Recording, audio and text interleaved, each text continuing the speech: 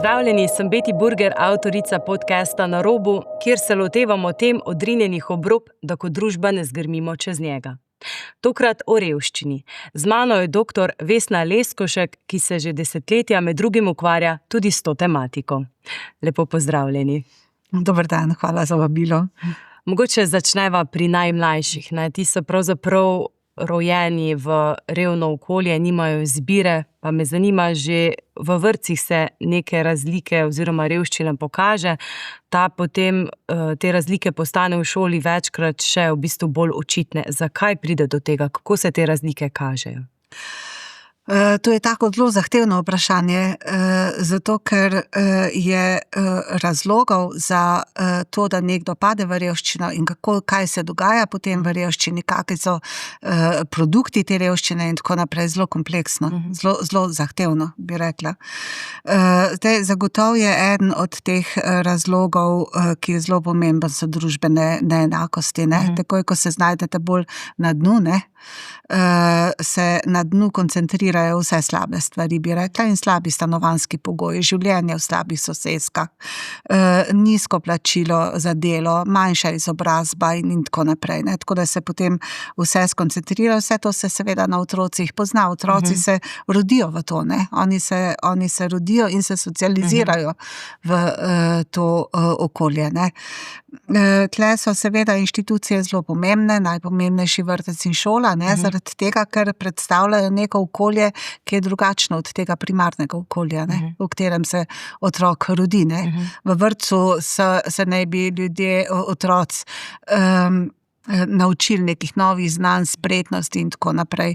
V šoli pa sploh ne. Šola ne bi bila pa tista, ki otroke podpira pri tem, da iščejo svoje znanje, razvijajo svoje talente in tako.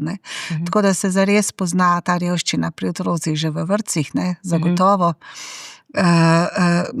Od tega recimo, da nimajo otroci istih stvari kot drugi otroci, da drugače govorijo, drugačna znanja, imajo drugačne življenjske izkušnje in tako naprej. In tle se ljudje se otroci včasih začnejo že v vrtcih potem grupirati po socialnem statusu, da bi seveda to želeli ali pa vedeli, za kaj gre. Ampak pravzaprav šola vseeno pa je sistem, ki pravzaprav želi vključevati oziroma je namenjen temu, koliko mu v bistvu vseeno pa uspeva, glede na to, da se pravzaprav potem v šoli te razlike še povečajo. Moja kolegica Špela Razpotnik pravi, da je v DNK šole vpisana enakost, solidarnost, socialna pravičnost in tako naprej. Da bi šole morale izenačevati, da je njihovo zelo pomembno poslanstvo to izenačevanje, se pravi spodbujanje otrok iz deprivilegiranih okolij k temu, da razvijajo aspiracije, neke želje po znanju in tako naprej. Po drugi strani pa tudi vemo, da šola pri tem ni preveč uspešna. Da se včasih celo utrjujejo družbene neenakosti, ne pa zmanjšujejo v šolah. Na kakšen način je mogoče? To je predvsem zaradi tega, pravijo, ker je šola preveč usmerjena v dosežke, se pravi v doseganje nekih rezultatov na vsak način. Te rezultati so zelo kvantificirani, učitelji pravijo, da so preobremenjeni, da morajo slediti učnemu načrtu, učni načrti so preveč nasičeni, jih je težko dosegati in tako naprej. In tle potem pač odpade ta občutljivost do otroka. To, da individualiziraš pouk, da imaš neke spretnosti, znanja, neka orodja, neko fantazijo, pedagoško fantazijo, bi temu rekla, k temu, da najdeš neke ustrezne pristope in tako, zato, da lahko spodbujaš tudi otroke iz deprivilegiranih okolij. Če vsega tega ni, če pač ni tega napora, kako izenačevati možnosti, ampak se podrediš samo dosežkom, potem je jasno, da otroci, ki so revnejši, odpadejo. In tudi drugi otroci, recimo tisti migrantski otroci in tako naprej, ki nimajo enakih sposobnosti kot recimo višji srednji razred. Pa ravno ta spodbuda je po mojem ravno zelo pomembna, to, da otrok v bistvu sploh se počuti, da je tudi on čeprav je iz nekega revnega okolja v bistvu sposoben. To mi je zdaj v mislih ta film Radikal, ki sem ga gledala pred kratkim, mehiški, ki je govoril ravno o tem, pravzaprav kako je prišel en učitelj na šolo, kjer so bili v bistvu učenci, kjer večinoma niso šole zaključeni, kak je v bistvu prav želel in v bistvu spodbuditi željo po znanju, ne. In to je verjetno ta razlika, da pri nam pa govorimo samo o dosežkih, ne. To je zapuščina Pavla Freira, ne. On je bil pedagog, južnoameriški pedagog, ne. Njegova knjiga Slavna pedagoška pesnitev je ne pedagoška, sem se zmotila, ni pedagoška pesnitev, je Makarenkova. On je pedagogiko zatiranih, ta je njegova pedagogika zatiranih. Je prevedena že dolg časa tudi v slovenščino in on pravi nekaj, kar je blazen pomemben, ne.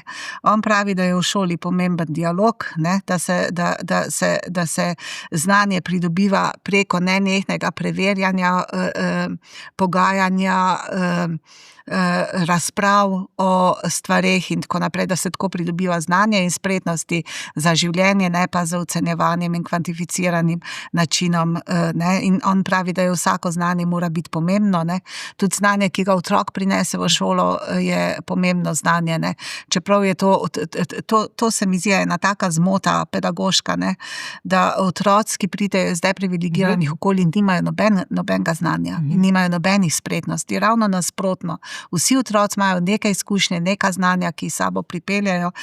Stvar je samo v tem, da te mainstreamovske šole teh znanj ne upoštevajo kot veljavnih, ne, ampak so naravnane na znanja, ki jih obvladujejo višji srednji razredi, ne. Zato pravijo, da so šole take, ki spodbujajo neenakosti. O tem je recimo pisal, tudi to je raziskoval Pierre Bourdieu, on je francoski sociolog, on je recimo analiziral vlogo izpitov, ne, v francoskem šolstvu in tako in je gotovo, da je to sama selekcija, ki je v bistvu razredna selekcija, ne. Tako da je zares v šoli pomembno, če se vrnem nazaj na vaše vprašanje, ne, šola bi res morala spodbujati neko radovednost, ne, željo po znanju, ne, otroka spodbujati k temu, da ima rad znanje, ne, da se ga veseli, ne, da se veseli nekaj novega in tako, ne, in otroci so sposobni, vsi otroci so sposobni to narediti, ne. Morajo biti samo v okolju, ki k temu spodbuja, ne.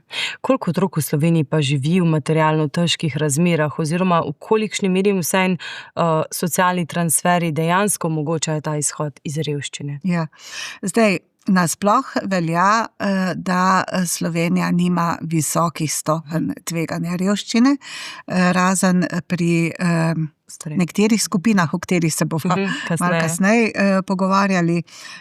Drugače ima pa recimo zelo nizko stopnjo tveganja revščine otrok, ne. Podatek recimo za skupino od 0 do 17, taka je pač statistična skupina, kaže, da je celo revščina otrok dosti manjša od povprečja revščine v Sloveniji, ne. Povprečje je bilo za leto 24 to je stopnja socialne izključenosti, 14,4 odstotna, za otroke je bila pa 11,8 odstotna, ne. Skratka, otroci so na boljšem, ampak, ne, tle je obvezno dodati ta ampak, vsak otrok šteje, ne, za državo, ki si želi biti uspešna, ustvarjalna, inovativna, je zelo pomembno to, da je sposobna vključiti vse ljudi v te svoje ambicije, ne. Da imajo vsi ljudje priložnost participirati k uspehu, ne. Da so vsi ljudje lahko inovativni in tako naprej. In tukaj je blazno pomembno, da ujame vsakega otroka, ne. Zato, ker je vsak od teh otrok, ki živi v revščini, sposoben prispevati k blaginji, ne, k dobrobiti na svojem področju, seveda, če ima za to priložnost, ne. Tako da izgovor nizke stopnje tveganja revščine enostavno ne bi smel biti tisti, ki prevladuje, ne. Čeprav zelo pogosto slišimo, ne, pri nas imamo nizko stopnjo tveganja revščine, to ni naš problem, ne. Seveda je vsak otrok je problem, ki živi v revščini, ne. Ja, pardon. Hotela sem še na ta drug del odgovoriti, ne. Zdaj, socialni transferji, te denarni dodatki, ki jih dobivajo starši za otroke, ne, seveda do neke mere ublažijo, zagotovo ublažijo stopnjo tveganja, mislim, ta nivo revščine, ne. Recimo to, da imajo otroci otroške dodatke, je zelo pomembno, ne. Da imajo spodbude glede šole, da imajo malico, kosilo, ne. Ali pa še zdaj, ko so te šole v naravi, recimo. Šole v naravi in tako naprej. To je tudi, ampak vse veste, po drugi strani pa tudi vemo to, da je zelo veliko dejavnosti v šoli takih, ki so plačljive in kjer tudi nastajajo neke neenakosti in tako. Ampak denarni dodatki seveda do neke mere lahko ublažijo v revščino, ne odpravijo problema, ne. Ga blažijo, ga pa ne odpravijo. To je problem, seveda revščina otrok se veže na revščino staršev, ne. Če starši delajo v službah, kjer dobivajo minimalne plače, otrokom kljub denarnim dodatkom, recimo otroškemu dodatku in tako naprej, ne morejo privoščiti blaginje, ne. Koliko pa, če se zdaj mogoče res iz otroštva nekako v odraslost, kakšna je ta socialna mobilnost vseeno teh deprivilegiranih otrok oziroma otrok, ki živijo v revščini v Sloveniji? Torej, da se v bistvu možnost, da se torej izkopljajo iz revščine. Ja, podatki so sicer zelo različni pri socialni mobilnosti, recimo eden podatek iz leta, mislim, da je to 21, če se ne motim, pravi, da ima Slovenija zelo visoko socialno mobilnost, ampak predvsem zaradi tega, ker gledajo podatke, kot so recimo stopnja neenakosti, ne, ki se meri z Ginievim koeficientom in imamo pri nas zelo ugodnega, ne, in tako naprej. Zdaj nekateri drugi podatki, recimo OECD-ja, ne, pa kažejo na to, da je zelo težko preiti po družbeni lestvici navzgor. Eni od podatkov iz leta mislim, da so leta 2017 zelo pravijo, da je Slovenija zelo nizko pri socialni mobilnosti, ne. Tako da so zelo nasprotujoči, odvisno od tega, kaj merite, ampak nasploh velja, da je zelo težko iz revščine ven priti, ne. Da moraš imeti veliko spodbud, otroci morajo imeti blazno veliko spodbud čez svoj življenjski potek, da preidejo svoj razred, v katerega se socialni status, v katerega se rodijo, ne. In kateri dejavnik, verjetno izobrazba ena od teh? Ja, recimo denarne spodbude za šolanje, ne.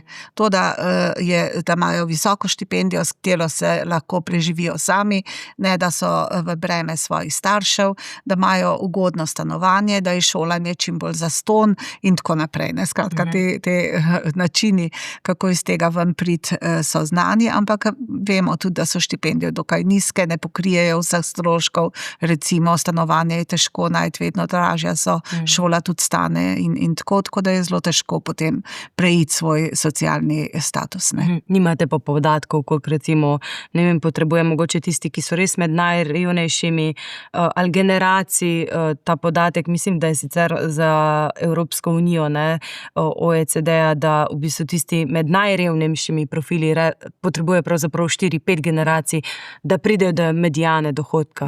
Ja, tako je. Ja.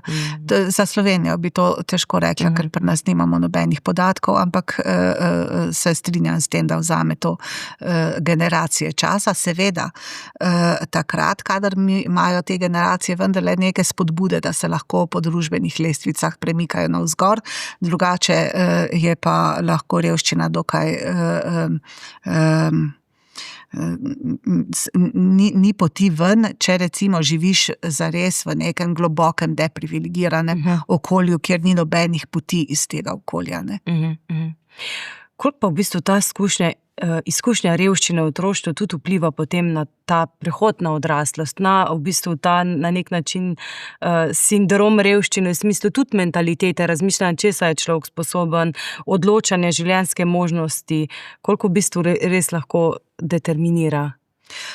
Ja, seveda, zelo, ne. Mislim, Če so možnosti, da te socialne mobilnosti, prehoda po družbeni lestvici navzgor, je revščina lahko neka izkušnja v življenju, ki je dragocena, ki ti da neko podlago za naprejšnje življenje, ampak če ti lahko potem dosežeš dobro izobrazbo, se dobro zaposliš in tako naprej, ne, potem to vzameš kot neko izkušnjo, neko vednost, ki jo imaš, in tako drugače pa, če pa v revščini ves čas živiš, te pa revščina zares omejuje, ne, zaradi tega, ker se v revščino, če se v revščino rodiš, to pomeni, da se rodiš v neko določeno skupnost, ne, v neke določene navade, nek določen način življenja, ki je reven, ki nima, recimo, da se rodiš v neko okolje, kjer nimaš elektronskih naprav, ki bi ti pomagale razumeti svet, recimo, ali pa nimaš doma toliko knjig, da bi jih lahko, iz katerih bi se lahko naučil, da tvoji starši imajo nizko izobrazbo, nimajo dovolj besednega zaklada, da bi te lahko pripravili na vrtec in na šolo in tako naprej, ne. Nikakor s tem ne krivim staršev, ne, da ne bo nesporazuma, ampak tudi te starši so se rodili v tako okolje, ne, kjer enostavno ne razviješ tega pogleda na svet, ne. In to potem, to kako življenje, v katerem živiš, zagotovo vpliva na to, kako razumeš samega sebe. Ne. Mi razumemo sami sebe v odnosu, v interakciji z drugimi ljudmi, ne. Če se rodiš recimo v zelo bogati družini, ne, kjer ti že zelo zgodaj ambicije ustvarjajo ambicije, ne, potem boš zagotovo si postavljal drugačne cilje, sebe drugače videl, se imel za sposobnega, ne, verjel vase in tako naprej, ne. Revni otroci vsega tega nimajo, ne, nimajo neke podobe v sebi, kaj bi lahko bili, ne. Niti ne razvijajo aspiracij, ne, za to, kaj bi lahko bili, ne. Se obnašajo pač v skladu z okoljem, v katerem živijo. Tako da ta izkušnja zagotovo za sabo prinese to, da ne moreš preiti, včasih tudi mentalitetno ne moreš preiti meje svojega statusa, ne. Zato, ker ne poznaš drugačnega sveta od tega, v katerem se gibaš. Zdaj, po podatkih SURS-a je pod pragom revščine lani pri nas živelo okoli 276 000 ljudi. Torej, v kakšnih razmerih ti ljudje živijo? Kje je v Sloveniji tudi največ revnih? Razmere so težke, bi rekla, ne. Tudi niso, res je tudi to, da niso enake, ne. Ampak recimo, če pogledamo Zasavje, ne, tam so nekatera blokovska naselja, recimo v Trbovljah, blokovska naselja, kjer so živeli ljudje, ki so delali bodisi v teh sosednjih tovarnah ali pa v rudnikih in tako naprej, kjer nikoli ni bilo recimo veliko denarja, ne, velikih zaslužkov in tako naprej, ne. Tako da zagotovo so ne samo v Trbovljah, tudi drugje, kaka taka blokovska naselja, tipična delavska blokovska naselja, so cele soseske, ki so lahko tudi deprivilegirane, ne. Največ revščine v Sloveniji je ravno recimo v Zasavju je stopnja tveganja revščine dosti visoka, v Prekmurju, ne, ki je tako že deprivilegirano okolje, ne. Tam tudi vemo, da je propad tovarn, industrije in tako naprej bil dosti velik, ne, in se je ta revščina še utrjevala. Ni pa recimo osrednjeslovenska regija, Gorenjska, Primorska in tako naprej imajo dosti manjše stopnje tveganja revščine, ne. Eni deli Dolenjske recimo so tudi dokaj revni in tako da in to so, te regije so že zgodovinsko revnejše od drugih, ne. Vse naše politike razvoja, regionalnega razvoja in tako naprej na revščini ne naredijo dovolj, ne. Se ljudje ne skupljajo. Spomnim se, da je bila ena raziskava narejena leta 2010 ali 2011, jo je delal Inštitut za varovanje zdravja, takrat se je tako še imenoval, in so delali neenakosti v zdravju, ne, kjer se je zelo pokrivalo, so se te slabo zdravje se je blazno pokrivalo z revščino, z regijami, kjer je visoka revščina. Se pravi, da revščina zares povzroča slabše zdravje, prejšnjo umrljivost, višjo recimo število rojenih otrok v času mladoletnosti, tudi debelost recimo je ena od takih znakov tako in tako naprej. Ne. Zdaj pravite, da pa veliko ljudi tudi potem, oziroma mnogi ti sploh ne živijo več v revščini, ampak v bedi. Torej, da recimo nek starejši par mesecev še preživi, recimo, če je par mesecev za manj denarja, še gre potem takoj, ko je pa že to pol leta, se pa v bistvu ta revščina poglablja. Ja. V kakšnih vi delate na tem projektu, v kakšnih razmerih dejansko ljudje ti živijo? V zelo težkih. Ne. Mi smo, ko smo delali, to je bila raziskava, ki smo jo delali, še traja, zdaj zadnjo leto, zdaj pišemo o tem, ne, o revščini starih ljudi, smo delali raziskavo o njihovem življenjskem poteku, ne, pa vsakdanjem življenju. Ne. To je bila terenska raziskava, zdaj nekateri ljudje nas niso spustili v svoje stanovanja, ne, smo se dobili kje drugje, ne, nekateri smo bili pa doma, ne, in razmere so težke, ne, recimo bili smo v eni hiši, kjer sam še gospa živi sam še v eni sobi, ne, zaradi tega, ker je vse ostalo popolnoma neprimerno za bivanje, streha pušča, celo tako, da že rastline rastejo, recimo not v sobi, ne, in tako, da je sam še ena soba je primerna za življenje, recimo, ne. Živijo v zelo skromnih bivališčih,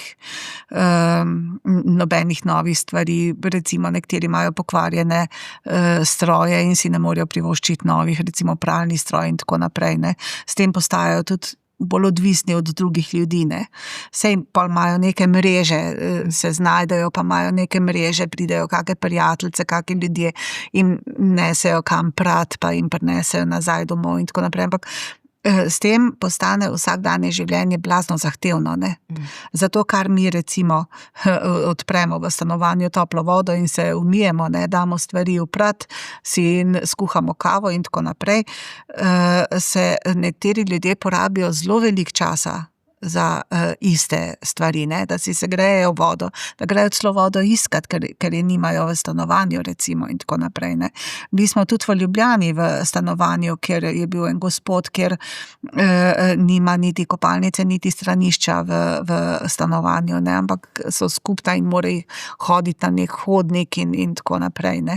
Pravzaprav, tako kot ste sami rekli, se potem ti starejši ljudje vsak dan znova navajajo na nižji standard, ne, da pravzaprav na nek način iz dneva v dan živijo slabše. Iz dneva v dan slabše, to sem pozabila odgovoriti na prvi del vašega vprašanja, ste me spomnila. Ja, dlje časa, kot živimo v revščini, v slabših pogojih živimo. Zaradi tega, ker če živimo kratek čas v revščini, ne, živite recimo do pol leta v revščini, ne, zgubite službo, pa najdete potem neko novo, v redu, imate še neke premostitve, ne, imate neka sredstva ali pa lahko kaj prodate in tako naprej. Če pa živite dlje časa, potem se pa res zgodi, da odprodate vse, kar imate, ne, zaradi tega, ker denar, ki ga dobivate v obliki denarnih dodatkov, ne zadošča za kritje vseh stroškov, ne. In na koncu vam ostane samo golo preživetje, ne, samo to, kar so najosnovnejša sredstva, ne. In v starosti se to zelo pogosto zgodi, ne, da res nimaš več sredstev, da bi si lahko privoščil kaj, recimo že, tam sem pri enih ljudeh, pri katerih smo bili, so bila že popravila problem, ne. Je recimo cel počla, pa je bil že to problem, ne. Tako da zares potem živiš zelo tako slabo življenje, ne.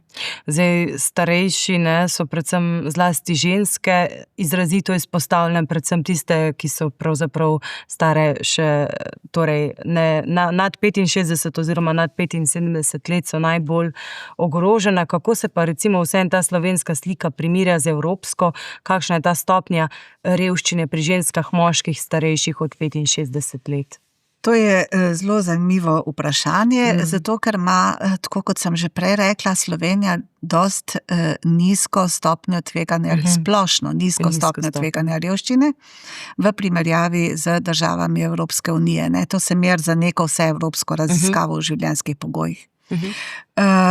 No, ko pa pridemo do starih ljudi, imajo sploh do starejših žensk, ima pa Slovenija veliko višjo stopnjo tveganja revščine od povprečja. Ne. Zakaj? Tako da se tukaj naredijo blazno velike razlike. Jaz mislim, da je to seveda predvsem rezultat sredstev, ki jih imajo v starosti, ne, razpoložljivega dohodka, ki ga imajo v starosti. Ne. Recimo to, da smo pri nas odpravili državno pokojnino, je ena od slabših stvari. Ne. Mi smo potem državno pokojnino odpravili, pa jo naredili kot denarno pomoč. Ne. Recimo, vam bom dala en primer, bili smo pri gospe, ki nima pokojnine, zato ker nikoli ni delala, je delala je celo življenje, ampak nikoli ni bila zaposlena. Delala je na kmetiji, ona ima eno večjo kmetijo. Ne.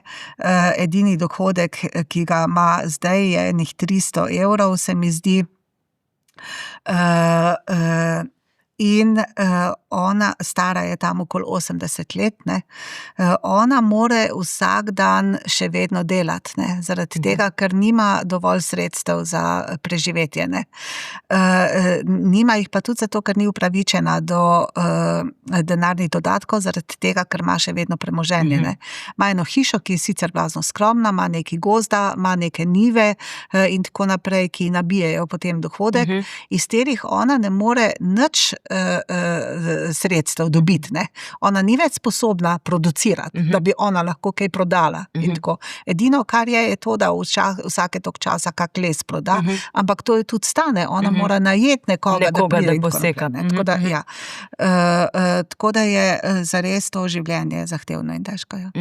Zdaj ugotavljate, da v bistvu se te neenakosti v starosti rezultat teh strukturnih razlik, ki se kopičijo pravzaprav skozi vse življenje. Ne. Katere življenjske izkušnje, mehanizmi v bistvu pri nas najbolj prispevajo k temu, da potem ljudje v starosti zdrsnejo v hudo revščino?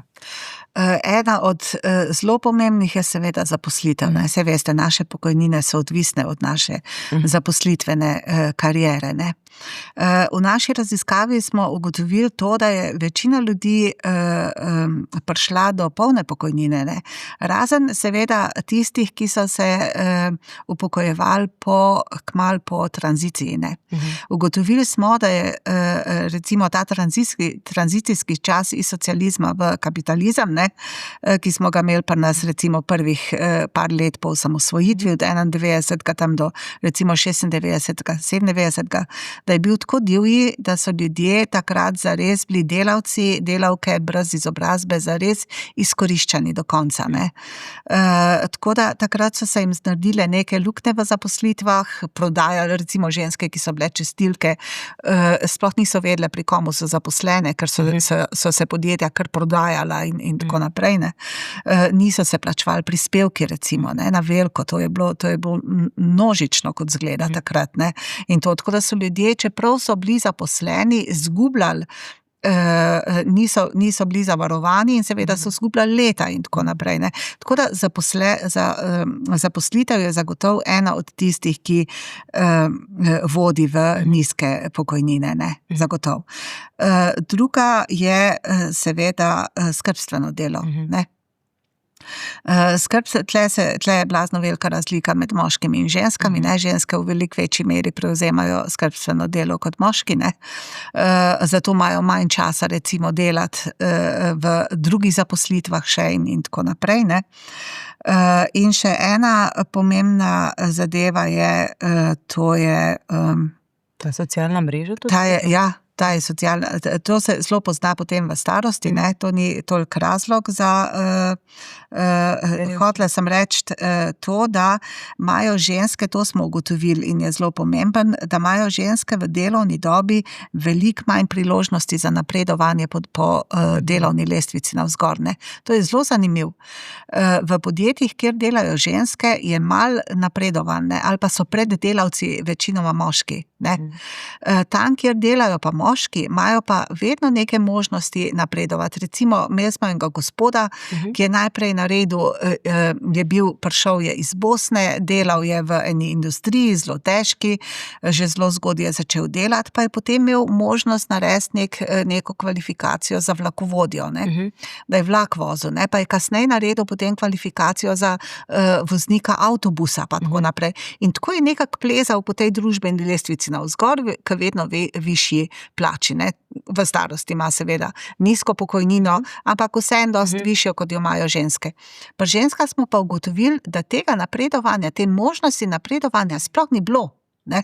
To je en tak pomemben razlog, ne. Seveda, pol, ko ste pa enkrat že v starosti, je pa to, kar vi pravite, velik pomen socialnih mrež, ne. Tudi, če recimo ljudje živijo v revščini, če imajo otroke, s katerimi se dobro razumejo, ne, ali pa imajo širšo socialno mrežo v naselju, recimo dobre sosede, in tako naprej, potem na nek način preživijo, so varni, ne, preživijo. Če pa nimajo mreže, je pa življenje dosti težko in tle smo odkrili tudi dosti veliko razliko med moškimi in ženskami, ne. Da imajo ženske praviloma dosti trdnejše socialne mreže, kot jih imajo moški. Pa tudi ženske prej pravzaprav, če živijo v nekem pomanjkanju, prej prosijo za pomoč, okolice kot pa moški, ne. Ja, bolj se znajdejo tudi, ne samo da prosijo, da znajo prositi za pomoč, povejo, ne. To je tudi, to, da lahko prosiš za pomoč, je tudi odraz socialne mreže, ki jo imaš, ne. Ker prosiš prijateljice ponavadi, ne. In tako, ampak oni se tudi v sistemu bolj znajdejo, zaradi tega, ker so se celo življenje morale znajti, ne. Ženske so tiste, ki so poznale centre za socialno delo, ki so vlagale v otroški dodatek, ki so skrbele za celo organizacijo gospodinjstva in tako naprej, ne. Vse to je bilo njihovo, ne, tako da se na starost potem v tem sistemu dosti bolj znajdejo kot moški, ne. Moški pa za sistemom niso imeli opravka. Ne. In je bilo recimo, gospod sploh ni vedel, kam mora iti, kje je center za socialno delo, kaj tam lahko vpraša recimo, ne, kakšno pravico ima, ni se znajdel v tem življenju, ne. Tako da je zares to kar dosti velika razlika, ja. Tudi zanimivo, ja mislim, da sem zasledila iz tega vašega projekta oziroma prispevka o tem, da pravzaprav tudi ni čisto tako mesto podeželje, ne, ko mogoče se nam zdi, da pa samo tisti, ki so na podeželju, da so revnejši, da je včasih na podeželju ta vez med vaščanom v bistvu močnejša, medtem ko pa mogoče nek starejši, ki živi osamljen v bloku, težje pravzaprav pride do nekega stika, do pomoči. Ja, tukaj ni nekega pravila, ne, bi rekla. Zares ne moramo reči, da so v podeželju, da so na podeželju revnejši kot v mestih, ne. Res je to, da imajo v mestih lahko slabše socialne mreže, ne, včasih, ne. Recimo odtujenost je večja, ljudje v blokih se ne poznajo, sosedje si ne pomagajo in tako naprej, ampak imajo pa veliko večjo dostopnost do resursov, ne. Saj veste, dostopnost v mestu imate v radiu 500 metrov vse, ne, in banko in pošto in zdravstveni dom in tako naprej, ne, ali pa vsaj kilometer, ne. Če pa živite kje na podeželju, imate pa sicer lahko močnejše socialne mreže, nimate pa dostopnosti, ne. Imate zelo šibko dostopnost, ne. Si morate organizirati, že to, da ljudje pridejo v trgovino, pomeni, da si morajo organizirati ta prevoz do te trgovine, recimo, ne. Je ta organizacija dosti bolj zahtevna, tako da tle ni nekih pravil, kdo je na slabšem, ne. Zdaj, vi ste tudi ugotovili, da delo na črno, recimo kratkoročno umili revščin, dolgoročno je poglablja, podobno velja za družinske spremembe, kot sta na primer ločitev ali vdovstvo. Kaj se kaže mogoče kot res najmočnejši dejavnik tveganja? Je to še vedno ta neka tudi stopnja izobrazbe? Ja, seveda, zagotovo je stopnja izobrazbe zelo pomembna in zaposlitev, ne. Zaposlitev je zelo pomembna, kako ste, v kaki zaposlitvi ste in tako da tukaj je blazno pomembno, kako država deluje, brani te naše delavske pravice, ne, zaradi tega, ker če jih ne brani dovolj, bo morala v starosti zagotovo sprejeti vso odgovornost za posledice, ki nastanejo v času delovne dobe, ne. Zdaj, to sta ena dva taka glavna razloga. Ja. Zdaj za konec, Omenili ste državo, ne? In pred kratkim sem tudi zasledila vaš citat, da pravzaprav država potrebuje revščino. Koliko sistemsko torej res pristopiti k zmanjševanju revščine pri nas? Zakaj se vam zdi, da država potrebuje revščino?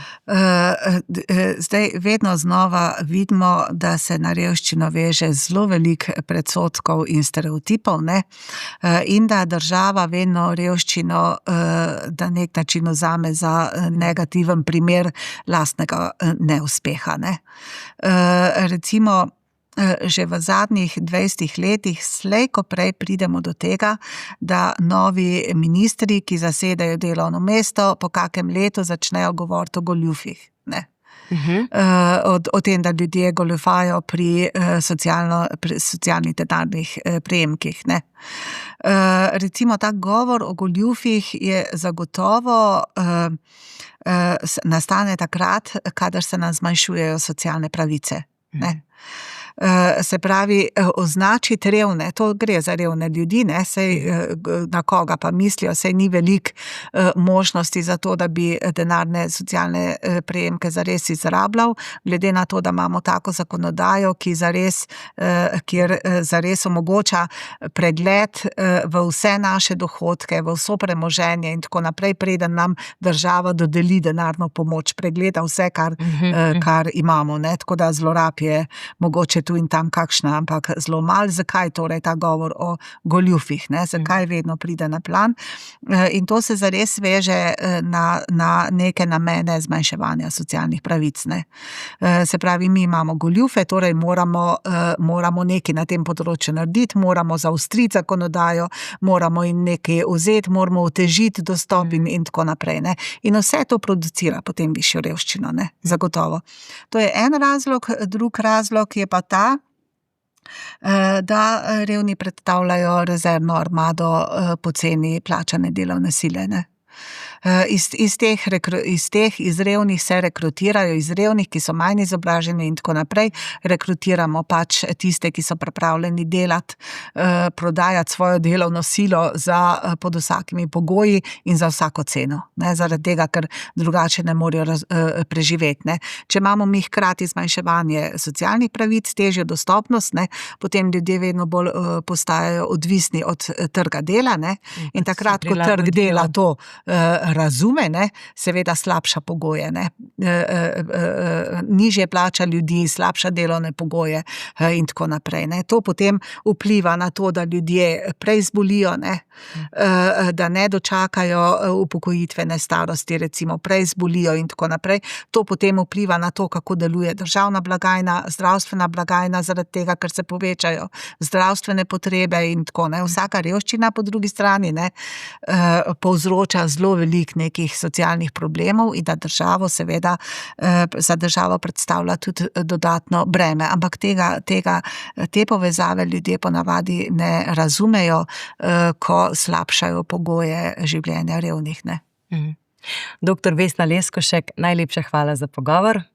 Ja, hvala za povabilo še enkrat. In hvala vam, dragi poslušalci in poslušalke, gledalci in gledalke, za vašo pozornost. Lep pozdrav do prihodnjič.